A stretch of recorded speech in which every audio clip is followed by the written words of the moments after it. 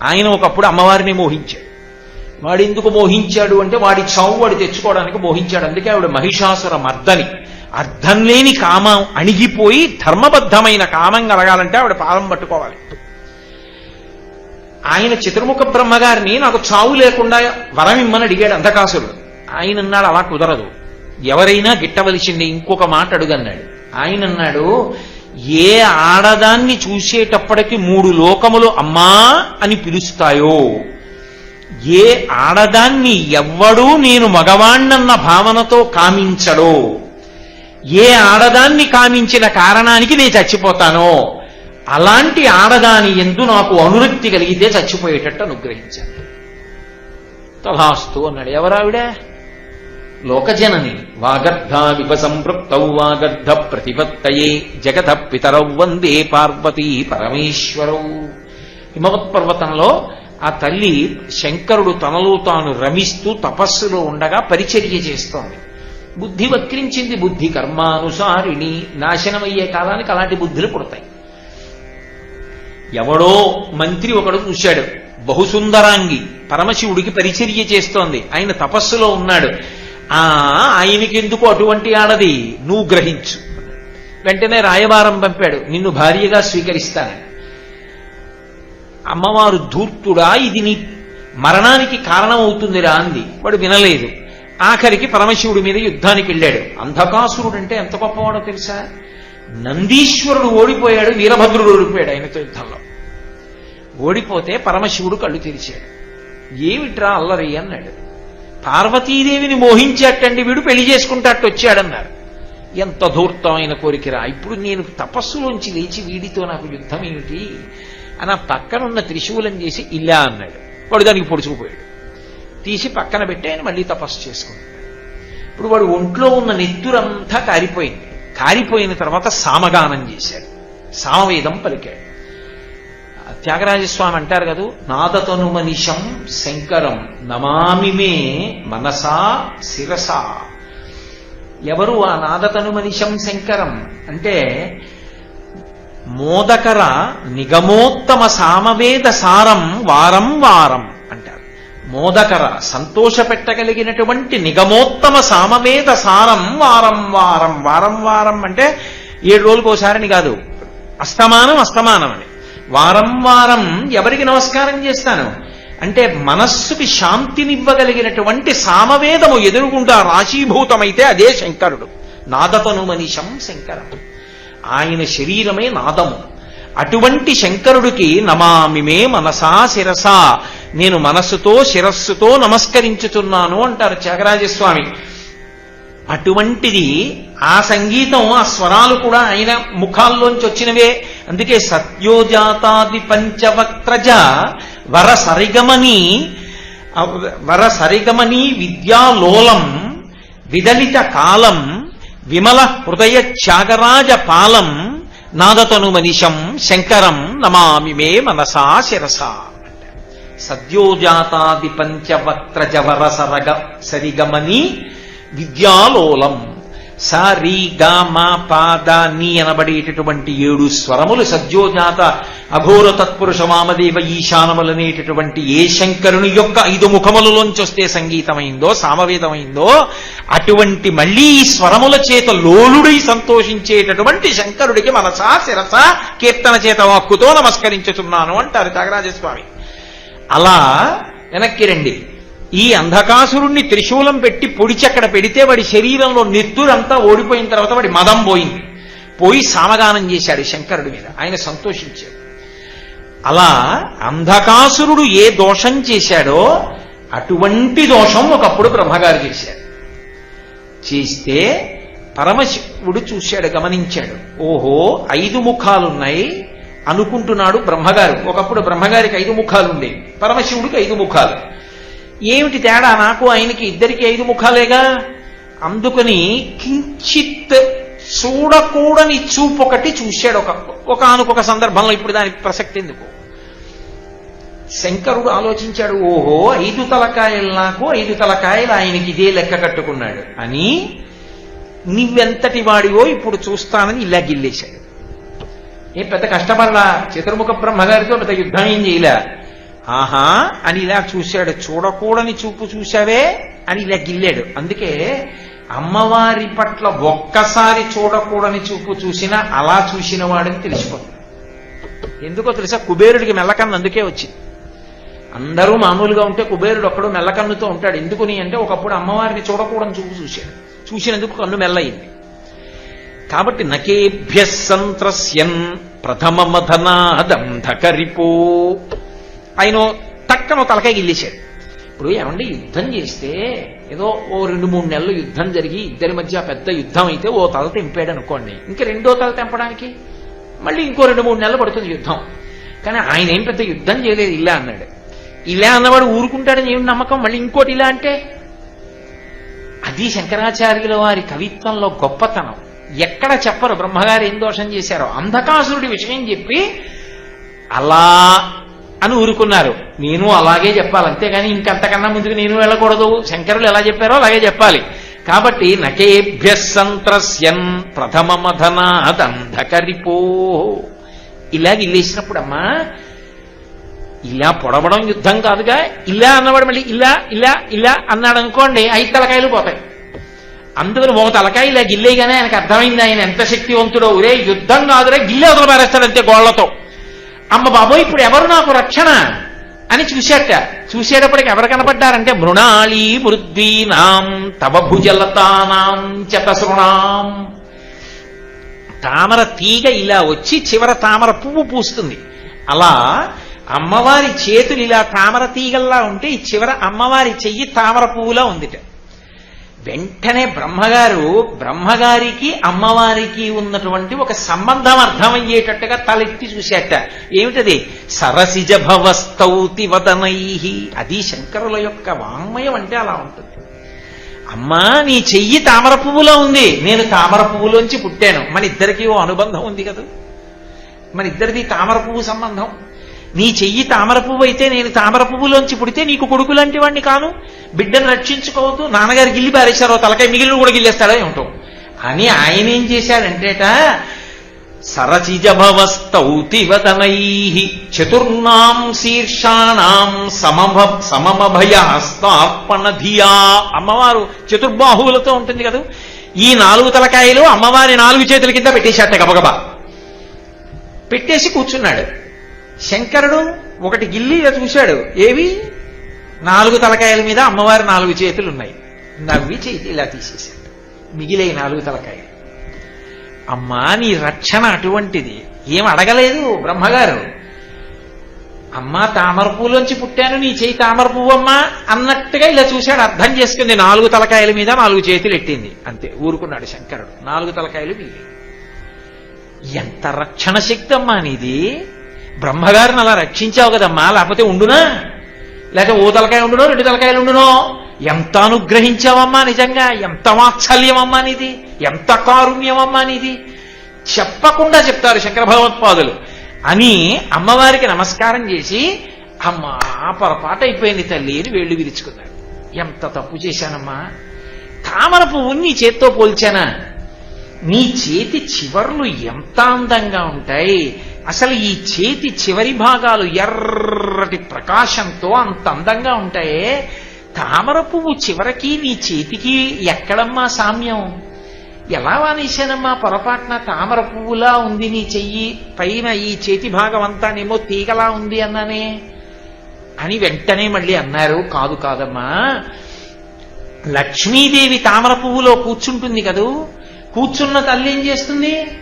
సువాసిని కాళ్ళకి పారాణి పెట్టుకుంటుంది. కాళ్ళకి పారాణి పెట్టుకున్నప్పుడు చిన్న గిన్నెతో పారాణి అక్కడ పెడతారు, చిలికెత్తెలు. ఆ పారాణి ఇలా తీసి పాదం అంతా ఇలా పారాణి పెట్టుకుంది. పెట్టుకున్న తర్వాత చేతులకి ఏమవుతుంది? పారాణి అంటుకుంటుంది. అది అలాగే ఉంచుకున్నారు అనుకుంటే బట్టకు అంటుకుంటుంది. అందుకని ఏం చేయాలి? ఓ పాత బట్టకి ఇలా తుడిచేసుకోవాలి కదూ. అందుకని చుట్టూ చూసింది దేనికి రాసేద్దాం ఆ పారాణిని. తను కూర్చున్న తామర పువ్వుకే ఆ రేకుల యొక్క చివరి భాగాలు కనపడ్డాయి. లేచి మళ్ళీ ఇవాళ రోజుల్లో అయితే నాప్కిన్ అనుకోండి, అక్కడ దాకా ఎందుకనే ఆ తామర రేకుల చివరి భాగంలో లక్ష్మీదేవి తను పాదాలకు పెట్టుకున్న లత్తుకు మిగిలిన భాగాన్ని ఇలా ఇలా తుడిచేసుకుంది. ఇప్పుడు ఆ తామర రేకుల యొక్క చివరి భాగానికి లక్ష్మీదేవి యొక్క చేతి వేళ్ల కంటుకున్న లత్తుకొని తుడిచినప్పుడు అసలే తామర చిగుర్లు కనుక మరింత ఎర్రబడి ఈ లత్తుకతో కలిసి ఎంత ఎర్రగా ఉంటాయో నీ చేతి చివరిలో అంత ఎర్రగా ఉంటాయమ్మా. మామూలు తామర పువ్వు కాదేమనుకోకమ్మా గబుక్కునన్నానంట. అది శంకరుల వాంగ్మయం అంటే. ఆయన అమ్మవారి యొక్క దయాస్వరూపం, ఆవిడ కారుణ్యం ఎంత అద్భుతంగా చూపించారంటే, ఒక శ్లోకంలో అంటారు, తామర పువ్వు అన్నాను కదా, ఇంకో శ్లోకం జ్ఞాపకం వస్తుంది. హిమానీ హంతవ్యం హిమగిరి నివాసైక చతురౌ. అమ్మా, లోకంలో తామర పువ్వుతోటి నీ పాదాల్ని పోలుస్తారు. ఎందుకని పాదపద్మములు అంటుంటారు. అమ్మవారిని పాదపద్మములు అంటారు. అలాగే చేతిని కూడా పద్మంలాగే ఉందంటారు. కన్నులు పద్మాల్లా ఉంటాయంటారు. ముఖం పద్మంలా ఉందంటారు. వదన సరోజం అంటారు. పద్మాక్షి అంటారు. అన్నీ పద్మాలే. కానీ అమ్మ, నిజంగా చెప్పాలి అంటే నీ పాదాలకి పద్మాలకి సంబంధం ఏముందమ్మా? అసలు ఏమీ సంబంధం లేదు. ఎందుకని? హిమానీహంతవ్యం హిమగిరి నివాసైక చతురౌ నిశాయాం నిద్రాణాం నిశిచరమభాగీ చ విశదౌ వరం లక్ష్మీపాత్రం శ్రియమతి సృజంతౌ సమయినాం సరోజం తత్పాదౌ జనని జయ కశ్చిత్రమిహ కిం. నువ్వు ఉండేది మంచు పర్వతాల మీద ఉంటావు. ఎందుకని? ఆవిడ పుట్టిల్లు అక్కడే. హిమగిరితనయ కదా, హిమవంతుని యొక్క కుమార్తె. అందుకని మంచు పర్వతాల మీద పుట్టింది, మంచు పర్వతాల మీద ఆడుకుంది, మంచు పర్వతాల మీద పెరిగింది. ఆ మంచు పర్వతం పక్కనే అత్తారిల్లు. ఎందుకని? పరమశివుడు ఎక్కడ ఉంటాడు? వెండి కొండ మీద ఉంటాడు. అందుకే కదా లలితా అష్టోత్తర శతనామ స్తోత్రం చేస్తూ రజితాచల శృంగాగ్ర మధ్యస్థాయి నమః అంటాం. రజితాచలం అంటే వెండి కొండ, అంటే హిమాలయాల మీద మంచు పడిపోతే తెల్లగా వెండి కొండలా ఉంటుంది. అక్కడే అత్తారిల్లు, కైలాసం. కాబట్టి నీకు పుట్టిల్లు అత్తారిల్లు కూడా మంచు కొండల్లోనే. కాబట్టి మంచు కొండల్లో తిరగడానికి నీ పాదములు అలవాటు పడ్డాయి. మరి తామర పువ్వు మంచు తగిలిందనుకోండి ఒడిలిపోతుంది. మంచు తగిలితే ఒడిలిపోయే తామర పువ్వుకి మంచు కొండలలో తిరగడానికి అలవాటు పడిన నీ పాదాలకి ఎలాగమ్మా పోలిక కుదురుతుందా? హిమానీహంతవ్యం హిమగిరి నివాసైక చతురౌ నిశాయాం నిద్రాణాం నిశచరమభాగీ చ విశదౌ వరం లక్ష్మీపాత్రం శ్రియమతి సృజంతౌ సమయినాం. ఆ తామర పువ్వుల దగ్గర ఒక స్వార్థ గుణం ఒకటి ఉంది. అవి ఏం చేస్తాయంటే లక్ష్మీస్థానం, అందులో లక్ష్మీదేవి ఉంటుంది. కాబట్టి అవి ఎప్పుడు ఏం కోరుకుంటాయంటే, మాలో లక్ష్మీదేవి కూర్చుంటుంది, మేము లక్ష్మీస్థానం అని తమలో లక్ష్మీదేవి కూర్చోవాలని కోరుకుంటాయి తప్ప తామర పువ్వు లక్ష్మీదేవిని ఎవరికి ఇచ్చేది, తనలో కూర్చోవాలని కూర్చుంటుంది. వరం లక్ష్మీపాత్రం. కానీ అమ్మా, నీ పాదాలు ఏం చేస్తాయి? లక్ష్మినిస్తాయి అందరికీ. నీ పాదాలకు నమస్కారం చేస్తే, నీ పాదాల మీద ఇంత పసుపేస్తే, ఇంత కుంకం వేస్తే, ఒక్క నమస్కారం చేస్తే అవతల వాడికి లక్ష్మీ కటాక్షం వస్తుంది. నీ పాదములు గొప్పవా తామర పువ్వు గొప్పదా? హిమాలయాల తాకిడికి తట్టుకోగలదా? లక్ష్మీదేవిని ఇవ్వగలదా? రెండూ చేయలేదు తామర పువ్వు. కానీ నీ పాదాలు హిమాలయ పర్వతాల మీద తిరుగుతాయి, అందరికీ ఐశ్వర్యాన్ని కటాక్షిస్తాయి. నీ పాదములే గొప్పవమ్మా, నిస్వార్థమైన పాదములు ఆ పాదములు. కాబట్టి తామర పువ్వు కన్నా గొప్పదేది అంటే అమ్మవారి పాదమే. అటువంటి తామర పువ్వుతో నీ పాదాన్ని ఎలా పోలుస్తానమ్మా? పైగా ఒక విశేషం ఉంది. అమ్మవారు రావడం అంటే దాని అర్థం ఏమిటి?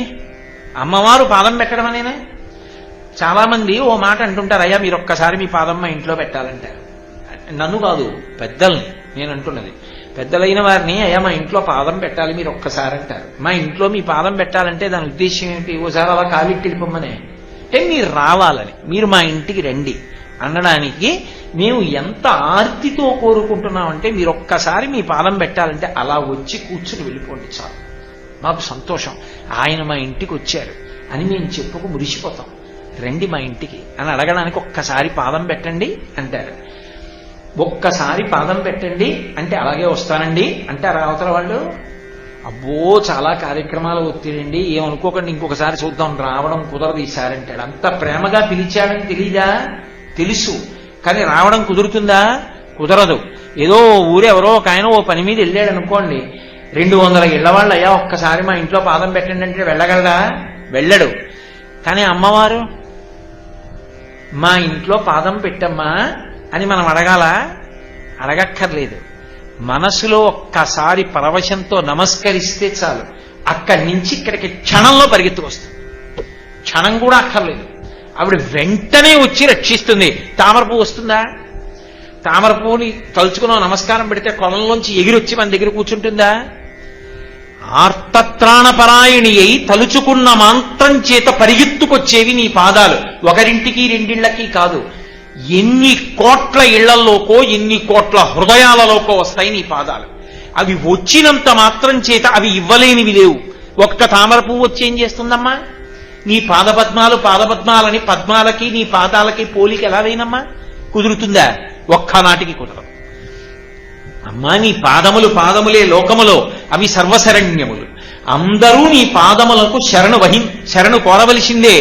అటువంటి అద్భుతమైన నీ పాదములకు నమస్కరించని వాడెవరున్నాడో వాడు దురదృష్టవంతుడు తప్ప. అమ్మా అమ్మా అని పిలవగలిగితే చాలు, బిడ్డా ఉన్నానని వెంటనే పరిగెత్తుకొస్తావు. అటువంటి శ్రీపాదములు నీ పాదములు అని హిమానీహంతవ్యం హిమగిరి నివాసైక చతురౌ నిశాయాం నిద్రాణాం నిశచరమ భాగే చ విశతౌ. తామర పువ్వులకున్న ఇంకో అవలక్షణం, చీకటి పడితే ముడుచుకుపోతాయి, సూర్యకిరణములు పడితే విచ్చుకుంటాయి, రాత్రి అయితే ముడుచుకుంటాయి. ఎందుకు ముడుచుకుంటాయి? చెప్పకుండా చెప్పడంలో శంకరాచార్యుల వారి గొప్పతనం. ఆయన ఓ పాకలో ఉంటున్నాడు. ఉక్కపోతగా ఉందే అని ఆ పాక తలుపులు తెరిచేసి ఆవిడ లోపల పడుకుంటుంది. పాకలో ఉన్నాయని నొలక మంచం వేసుకుని బయట పడుకుంటాడు. ఏముందని వస్తాడా ఇంటికి దొంగడు? రాడు.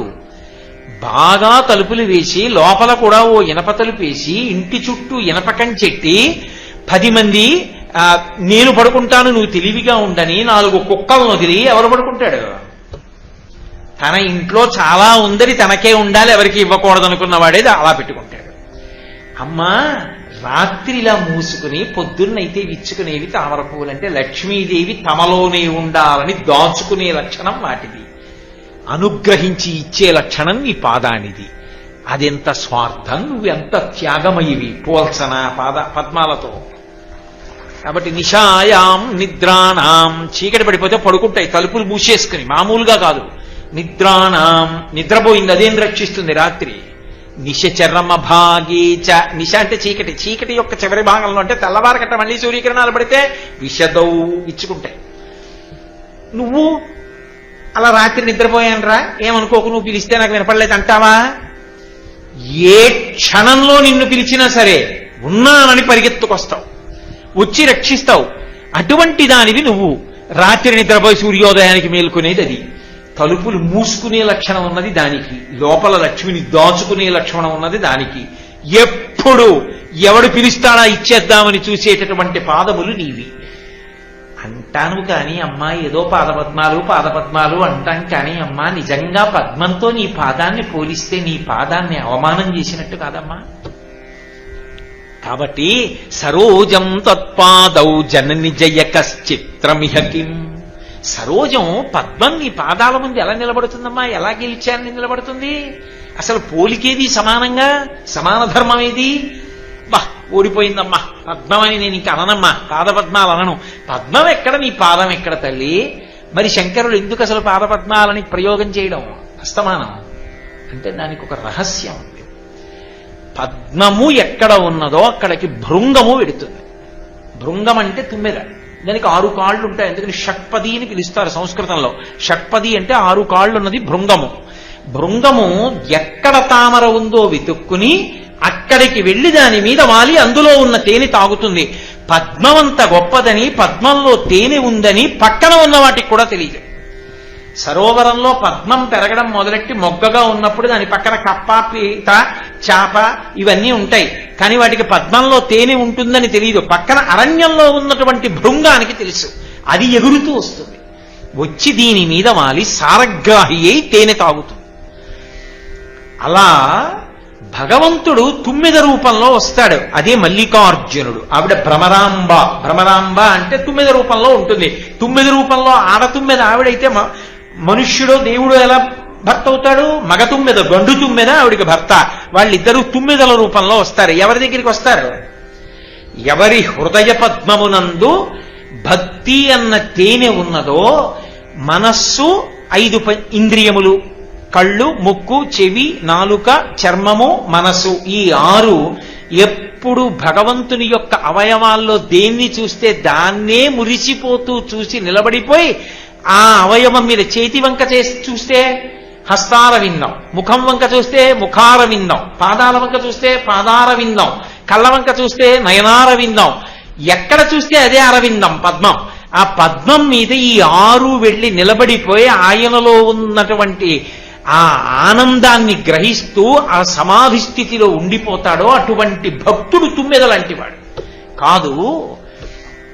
వీడి హృదయ పద్మమునందు భక్తి అన్న తేనె ఉంటే భగవంతుడు తుమ్మెదలాంటివాడు. ఎగిరొచ్చి దీని మీద కూర్చుని తేనె తాగుతాడు, భక్తి అన్న తేనెని. అందుకే భృంగీచ్ఛా నటనోత్కట కరిమదగ్రాహీ స్ఫురన్మాధవా లాదో నాదయుతో మహాసితవభు పంచేషు నాచాతృత సత్పక్ష సుమనోవనేషు సపునః సాక్షాన్మదీయే మనోరాజీవే భ్రమరాధిపో విహరతాం శ్రీశైలవాసీ విభు అంటారు శంకర భగవత్పాదులు శివానంద లహరిలో. ఇక్కడ హృదయ పద్మమునందు భక్తి అన్న తేనె నిండుగా ఉంటే మల్లికార్జునుడు భ్రమరాంబతో కలిసి తుమ్మెదల జంట వచ్చి దీని మీద కూర్చుని చప్పుడు చేయకుండా భక్తి అన్న తేనె తాగుతూ ఉంటాయి సారగ్రాహులై. కాబట్టి అది పద్మము. ఆ భగవంతుణ్ణి చూసినప్పుడు మనం భృంగమై, షట్పదమై, తుమ్మెదయ్యి ఆయన పాదముల మీద వాలి ఏ చప్పుడు లేకుండా ధ్యానమునందు సమాధి స్థితిలో ఉండగలిగిన భక్తుడు భృంగమవుతాడు. వాడి భక్తికి ఈశ్వరుడు భృంగమవుతాడు. ఈ స్థితికి పాదపద్మములు అంటారు. కానీ బాహ్యంలో శంకరుడు ఎంత చమత్కారం చేశారంటే, అమ్మ పద్మాలకి నీ పాదాలకి పోలికేమిటమ్మా అని అమ్మవారి యొక్క కారుణ్యం ఎంత గొప్పగా ఉంటుందో చూపించడానికి సౌందర్యలహరిలో అంత అద్భుతమైనటువంటి 2 శ్లోకాలని మనకు అందించారు. కాబట్టి నేను సిద్ధాంతం చేసి మాట్లాడేది ఏది అంటే, అమ్మా అన్నప్పుడు రాశీభూతమైనటువంటి కారుణ్యము, దయ తీసుకొచ్చి ఒక చోట పోగుగా పెట్టేస్తే ఆవిడే అమ్మ. అటువంటి తల్లిని శరత్కాలంలో ఈ ఆశ్వీజమాసం ప్రథమ తిథి పాడ్యమిలగాయితూ నవమి వరకు దశమి శాంతికర కళ్యాణంతో ఎవరు ఉపాసన చేస్తారో వాళ్ళని ఆవిడ విశేషంగా అనుగ్రహిస్తుంది. నిన్న చెప్పే కదా, సంవత్సరాన్ని రోజుగా ప్రమాణంగా స్వీకరిస్తే తెల్లవారుజాము కాలం శరత్కాలం. అందుకే ఆ సమయంలో అమ్మవారికి చేసేటటువంటి నమస్కారం, ఆవిడ పూజ, ఆవిడ పూజలో పాల్గొనడం, ఆవిడ పూజ చూడడం కూడా అంత ఉత్కృష్టమైన విషయములుగా చెప్పబడ్డాయి. ఇక ఎల్లుండి నుంచి ఎలాగో శారదా నవరాత్రి ఉత్సవాలు ప్రారంభమవుతాయి. దాని వివరాలు మీకు నేను మంగళాశాసనం అయిపోయిన తరువాత చెప్తాను. దయచేసి కూర్చునుండండి. మంగళాశాసన పరై వేదాచార్య పురోగమై సర్వైశ్చ పూర్వైరాచార్యై సత్కృతాయాస్తు మంగళం. మంగళం కోసలేంద్రాయ మహనీయ గుణాత్మనే చక్రవర్తి తనూజాయ సర్వభౌమాయ మంగళం. ఉమాకాంతాయ కాంతాయ కామితార్థప్రదాయినే శ్రీగిరీశాయ దేవాయ మలినాథాయ మంగళం. సర్వం శ్రీ ఉమామహేశ్వర పరబ్రహ్మార్పణమస్తు. స్వస్తి.